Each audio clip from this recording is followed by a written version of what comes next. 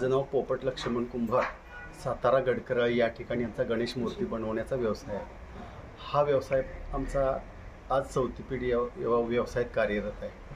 हा येत्या 7 सप्टेंबरला गणेशोत्सव सुरू होत आहे. आज 20-22 दिवस उत्सवासाठी राहिलेले आहेत. आमच्याकडे असंख्य गणेश मूर्ती तयार आहेत.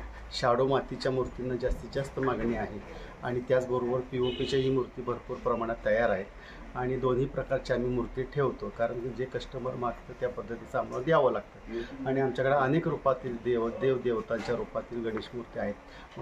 उदाहरण साईबाबा आहेत, दत्त अवतार आहेत, बाळूमामांचे अवतार आहेत, बालाजी रूपातील, विठ्ठल रूपातील, श्रीकृष्ण रूपातील, अशा बऱ्याचशा अवतारातल्या गणेश मूर्ती आमच्याकडे उपलब्ध आहेत.